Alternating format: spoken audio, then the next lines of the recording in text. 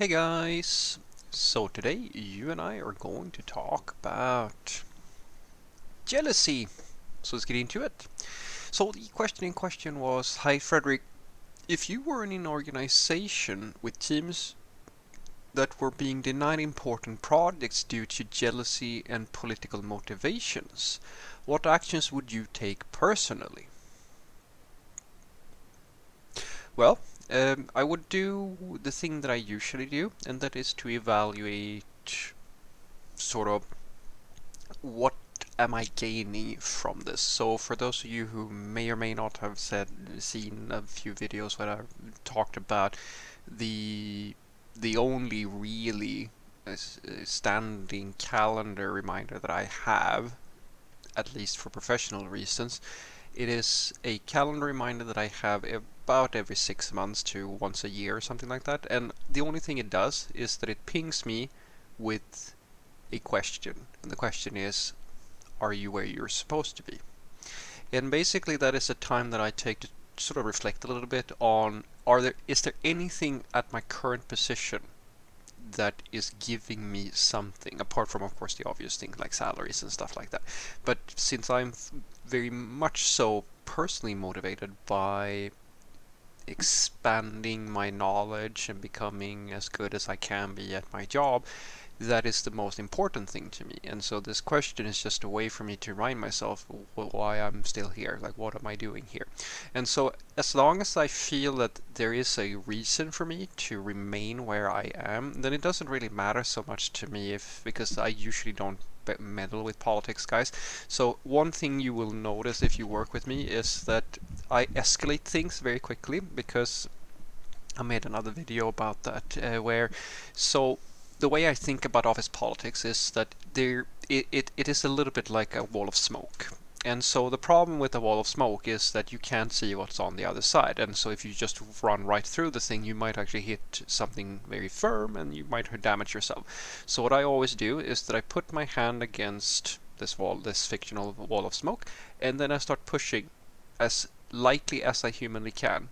And because my goal isn't to just rush through the thing, my goal is just to see is there in something there that stops me from progressing through the thing. And to put that in more concrete terms, what I usually do is that I present rational arguments for my point of view. And so that is something that can be useful in many cases if you have some basic understanding of argumentation. And I mean, you're software developers, most of you, which means that you should pretty much know how to make a logical statement, because that's like the heart and soul of what you do. If this is true, if we have these people and you have this project, and then you sort of try to destruct the motivations behind why you're not getting a specific project or it's happening somewhere else, or so forth and so forth.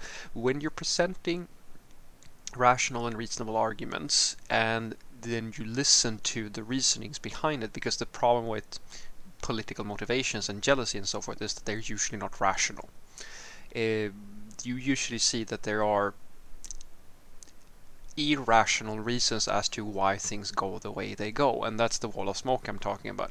I'm trying to establish whether or not there is some pressure I can apply here, very light pressure, that actually makes the whole thing crumble. Because the problem fundamentally is that if I don't have the authority to force something, it's very dangerous for me to get upset or like start acting irrationally and start like making things worse, if I may say so.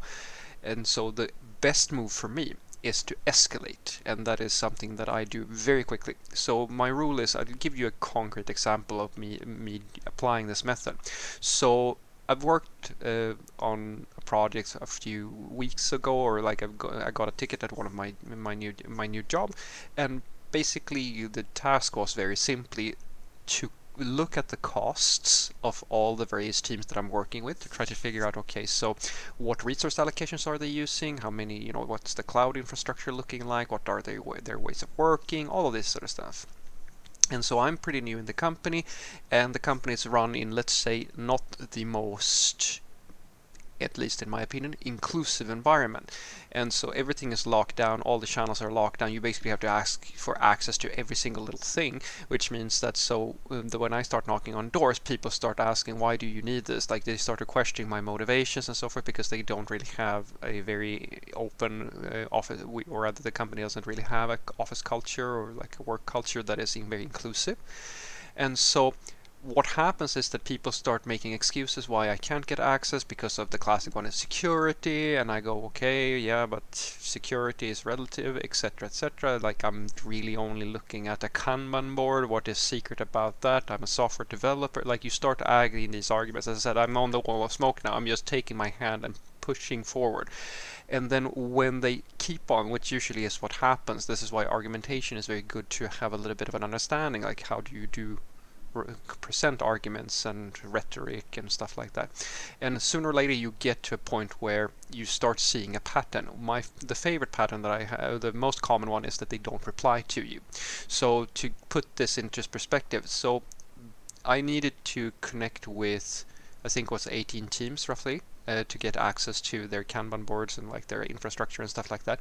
That took more than 4 months of pinging people, because what happens is that you ping once, ask for it, they don't reply. You ping again a few days later, they still don't reply, and then you keep on doing that. My rule is 3.